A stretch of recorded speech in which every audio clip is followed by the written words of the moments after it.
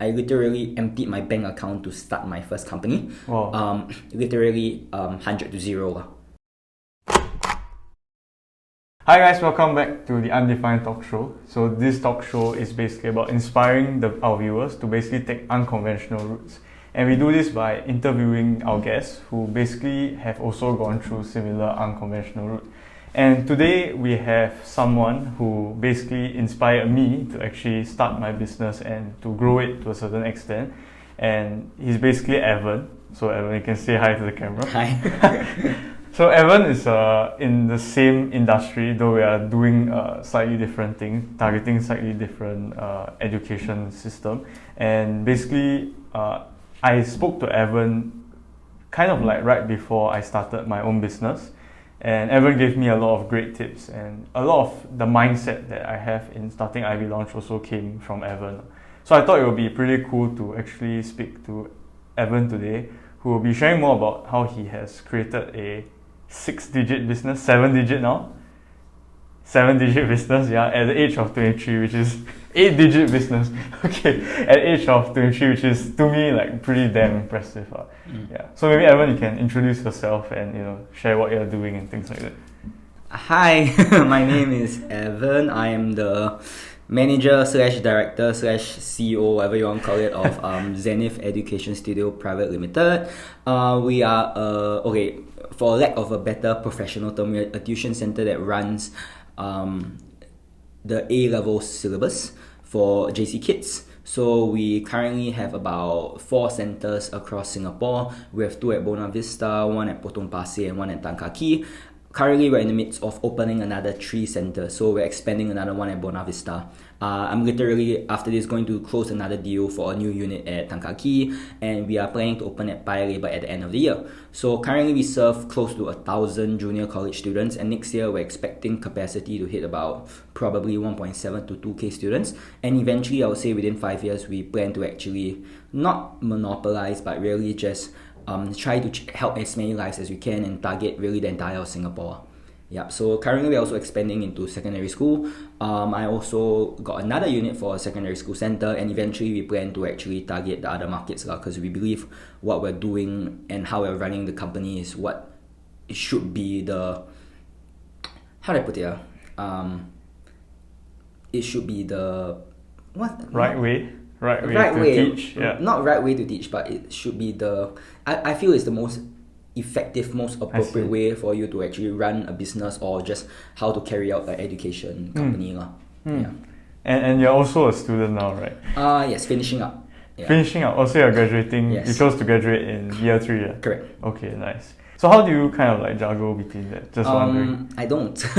No, I'll say that in a bit I game the system because I chose modules that is easier for me per se, like things that suit me, like entrepreneurship. Like a lot of the mods, like when I go into it, I naturally understand it very, very well, especially since I'm running my own business. So like a lot of those modules, I don't have a very difficult time compared to my friends doing like finance 3K or 4K modules. They are like struggling on a day-to-day basis. And obviously I have a lot of SUs, I can go on exchange. So I'll say that my university life has been quite relatively easy. Like I was able to maintain first class for like 1.5 years. Yeah, but because I realized that I'm graduating without honors, so it doesn't really matter. So right. Yeah, I'm not going to focus as much on it. So next year I'm actually planning on going to NOC, planning to open. I'm currently in the midst of opening 2 other companies actually, which is also education related. Oh, okay. Yeah, so like I know that my time will be spent on your businesses. My businesses, so I don't really have as much time to study. But the good thing is I can still maintain my cap quite well. Right. And it's not like I'm slacking or freeloading. I actually put in some effort, just that I wouldn't say that my work ethic for school itself is like a 10 out of 10. Yeah. Probably it's a lot lower, maybe a 6 or 7 compared to my peers. Right. Yeah, but okay. I mean, the thing is I'm planning to do a master's in 2 years.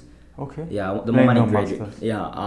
Right, because I actually plan to fly to Harvard. Oh, okay. Do like a master's in education there. Like I wanted to do an MBA, but I realized like it might be too technically rigorous, especially for someone like me who doesn't really come from like a more technical background. Right. So I realized a master's in education is more suitable for me because I realized that, I mean, I'm in it to stay. I'm in the education industry all the way Right. So yeah, right now Harvard's offering a 2-year online masters, which is equivalent to the physical masters, just that it's conducted online Right, from instead. Singapore. Yeah, so Yeah. I mean, I guess this new norm is helping me in a certain way. Right. Yeah. Okay. So what's it about education that really gets you? I think when people ask me about education, I always tell them the same thing. It's about opportunity and it's about empowerment. I feel like I have a lot of friends in other businesses, such as Right. e-commerce or even financial advisory or real estate, or a lot of the lower barrier to entry industries that people our age can get into. Right. Can you make a lot of money? Yes, but I feel like for me, it's not really so much about the money. It's really Right. about the impact that you can have on the lives of the people around you. Because ultimately, at the end of the day, I feel like right now, even at my current financial status, I'm very satisfied with life. Like, will earning more money make me happier? I realize that it's already at the diminishing stage whereby you earn another X amount, it Yeah. won't really make you happier. So I think for me, when I looked at what really makes me happy, what really makes me satisfied, it's really about helping others. Right. So I realized that since young, on a day-to-day basis, just helping others, seeing people smile, seeing their lives genuinely being impacted, I realized that that's what I want. And I realized that long term, I can't see myself in a desk-bound job. I need something more hands-on. Yeah. I need something that can really impact the lives of people around me. And ultimately, education is that one industry whereby, okay, I mean, finances is still important and work-life balance is still important. But I think even if I were to ignore the fact that the work-life balance is very good, the pay is very, very good, more importantly is about how I can change the lives of literally anyone in the world, which is Right. what I'm aiming to do long-term. And how do you get into like this mindset? Like, is this? I mean, you mentioned that from young you wanted to do that, right? But education per se, like, how do you like choose education as this means? I wouldn't say I chose it per se. I think I actually fell into it. Okay. So I always tell the same story when people ask me like how exactly did I get started. It's honestly a very, very conventional way people get started. It's just that I managed to scale differently. So when I was in JC, I started teaching my own friends. Like, I still remember a clique of like 6 or 7 of us. I used to teach them every single week. Yeah, and eventually a lot of them told me, hey, actually, wow, you can teach very, very well, better than our school teachers. Then when I heard that, I was like, wow, a bit shocked. Yeah, so I decided, you know what, after I graduated from JC, I'll just continue. And at the start, it was just like, I won't even call it side passive income. I'll call it meaning like just nothing to do, waiting for army. Right. Because I had a delayed enlistment. I only enlisted in July. Okay. So I just continued to teach and then that lasted all the way until like nearing the end of army. I realized that actually this is something that I can foresee myself doing long term, and it checks all the right boxes. Yeah. In terms of how many hours must I work versus how much I'm making. The work-life balance relative to the income is actually quite unparalleled. Yeah. Like if I look at IB, if I look at consultancy, if I look at any of your bigger, more established industries like law or medicine, like technically they can earn very, very good income as well, but the work-life balance is atrocious. I literally last night I was reading an article about how like all the junior doctors in hospitals are all like leaving because of the work-life balance. Right, saw that. Saw that also, right? Yeah. So I think in army I realized I checked all the right boxes, but at that point I'll say early February 2019, I was still a bit undecided because I got offers from the top UK universities, and it was my dream since young to actually go to London to study. I didn't want to go Oxford, Cambridge. I always wanted to go experience city life in London. So I got into my dream school, which is UCL, and I actually wanted to be an environmental lawyer when I was since young. You go watch How I Met Your Mother or not? Yes. Yeah, Marshall. I think I watched too much and then I was like, wow, environmental lawyer, quite a noble profession. Really can impact the world. But I think towards the end of army, I decided, you know what, just stay, give it a chance, see where it goes.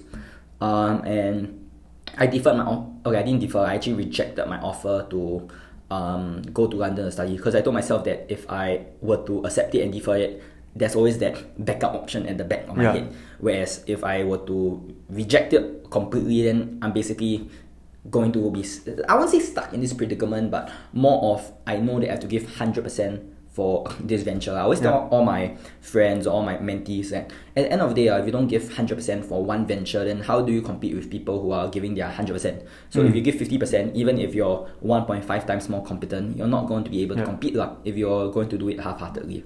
So I decided to stay in Singapore. I literally emptied my bank account to start my first company. Wow. Literally 100 to 0. So I think it was a massive leap of faith in juggling university at the start and trying to manage everything.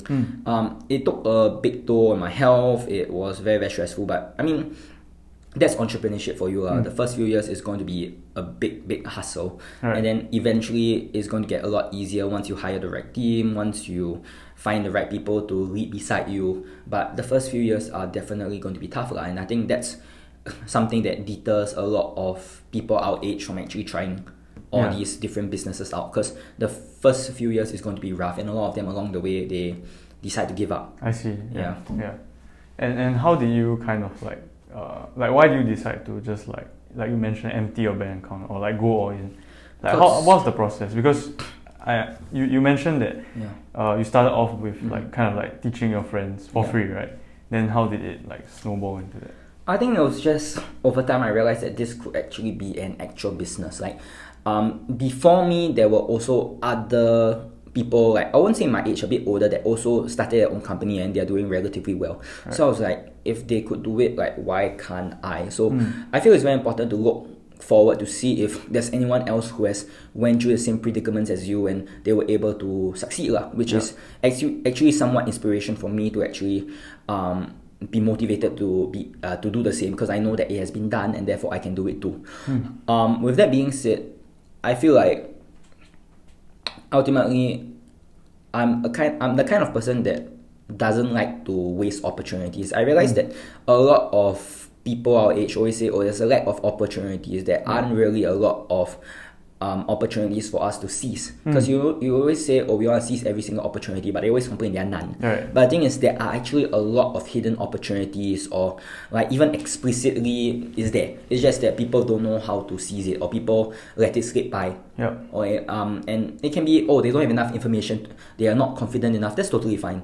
It's just that for me, I cannot let myself miss any opportunity, and I need to make sure that I'm able to make the fullest out of it, because I'll consider myself quite blessed, because I get these opportunities which other people don't. Be it whether by luck or be it matter by just chance, who knows, but because they are there, I told myself that if I don't actually seize these opportunities, then like 5 years, 10 years down the road, I'm going to regret.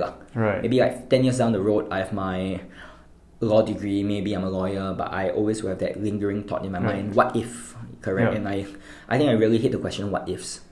So I rather just do it. So a lot of people are like they always think of a lot of ideas, but I'll say that while I am a thinker, I'm more of a doer. So when I think of something, I'll do it on the spot. Especially like my other businesses right now, like I think of ideas and then I immediately execute. Just that now my time is a bit stretched in, so I always I've been trying to hire more people to actually run for me. I'm able to provide the funding, and then they're able to actually execute the ideas on my behalf. So just curious question, right? You mentioned that you don't like to think about the what if. Correct. But have you ever thought of like, what if you became an environmental lawyer? Definitely. I mean, ultimately it's a whole different life. I'll say it's a very, very harder life. A lot.